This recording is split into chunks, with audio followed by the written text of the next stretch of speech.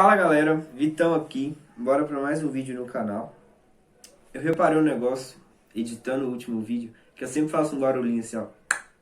Mas é muito inconsciente e agora eu não fiz. Parte aleatória do vídeo, né? Enfim, vamos para a palavra. É uma parte da Bíblia que eu amo muito, o livro de Salmos. Salmo 51, para ser mais exato, a partir do versículo 10. Davi, depois de pecar com Batseba, Natan vai, visita Davi, aponta o erro de Davi, e Davi escreve esse salmo. E o versículo 10 vem dizendo: Cria em mim, ó Deus, um coração puro. Renova dentro de mim um espírito inabalável. Não me lances fora da tua presença. Não me retires do teu Santo Espírito. Restitui-me a alegria da tua salvação. Sustenta-me com um espírito voluntário. Então ensinarei aos transgressores os teus caminhos. Os pecadores se converterão a ti. O homem, segundo o coração de Deus, pede para Deus criar outro coração nele.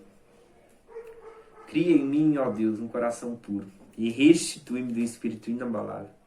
Davi vem confessando que ele não tem mais a pureza de coração e ele não é tão forte mais. Ele está com o espírito abalável, inclinável às coisas da carne. E a gente, lendo a Bíblia, a gente consegue ver as consequências desse pecado de Davi, tanto a curto, médio e longo prazo.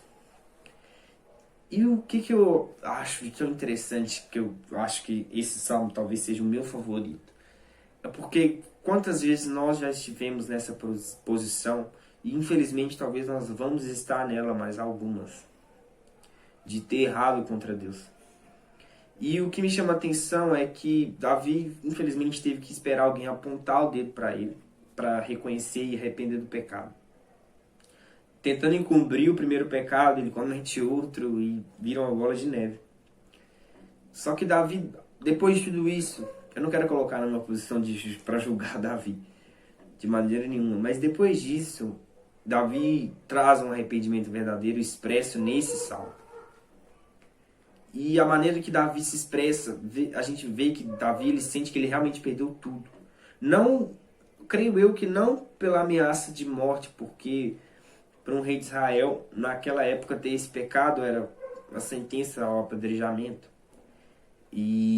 Mas de perder tudo porque ele viu que ele se afastou de Deus.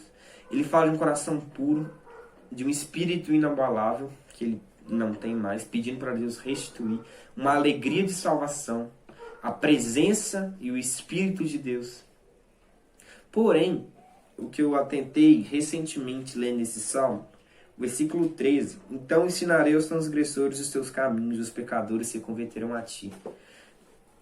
Davi, depois de pedir algumas coisas a Deus, demonstra que o que Davi vai aprender com esse pecado, independente das consequências, vai servir para abençoar outras pessoas.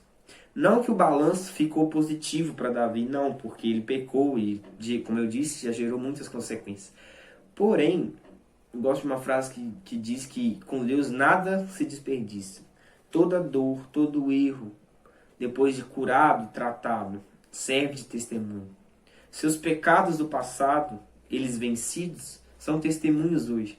Os pecados que você luta hoje, eles serão vencidos em nome de Jesus. Eles serão os testemunhos de amanhã. E a gente tem que viver com essa certeza. Jesus mesmo disse que nós teríamos aflições, mas ele nos pede para ter bom ânimo. Jesus sabia que coisas nos afrontariam e iriam contra a nossa vida de santidade. Mas tem de bom ânimo. Davi peca, e quando ele percebe tudo que ele perdeu, ele vem com uma sinceridade, como é que eu vou dizer?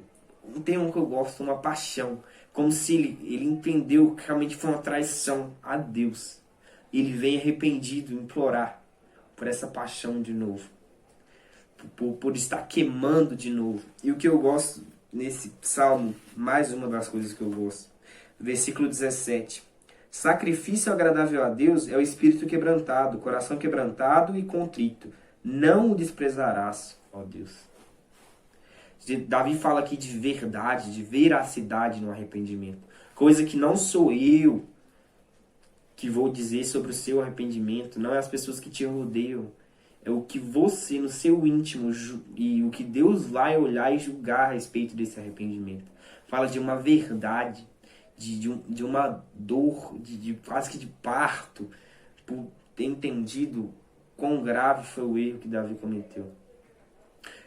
Eu não venho aqui para te trazer medo, não, mas para dizer que tem acesso a perdão pelos seus pecados. Só que antes disso é necessário um arrependimento como esse, de coração contrito e quebrantado. Toda vez que nós pecamos, eu costumo pensar que são consequências de pequenas escolhas. Ao longo do nosso dia, ao longo da nossa semana, a gente vai fazendo pequenas escolhas erradas que vão nos levar a esse lugar de pecado. Então, por isso que quando Davi pede um coração puro, um espírito inabalável, é que ele viu que ao longo do percurso dele, antes mesmo de pecar com Batseba, semanas, meses antes daquilo, ele foi perdendo as características que o próprio Deus queria nele e foi trabalhando nele. Então, Davi pede isso novamente. É uma oração de pedir, uma oração de arrependimento verdadeiro. Ou seja, Davi, ele sabia das consequências daquilo, mas ele também sabia que o arrependimento dele, quando fosse verdadeiro, teria perdão. Não que isso anulasse determinadas coisas que iriam se desencadear ao longo dos dias, da semana, dos meses, na vida dele, mas ele reconheceu. Não foi o orgulho de eu sou rei, não foi nada. O mais importante para Davi era se arrepender diante de Deus. Quero dizer, sabe aquela fase gostosa, aquele momento gostoso que você já viveu com Deus?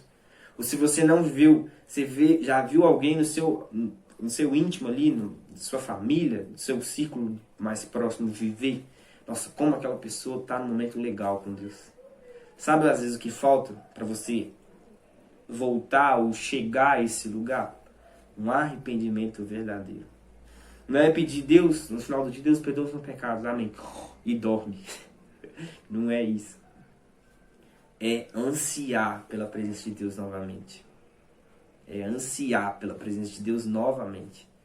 É ansiar por ter relacionamento com Ele novamente. E às vezes o diabo vem nos acusando acerca do nosso pecado, a gente acha que não tem perdão mais. Tem perdão, tem acesso, mas é necessário se arrepender. Não sei o que é necessário de arrependimento na sua vida, mas eu creio que o Espírito Santo já pode estar ministrando aí o que é necessário mudar. Então, escuta a voz do Espírito Santo.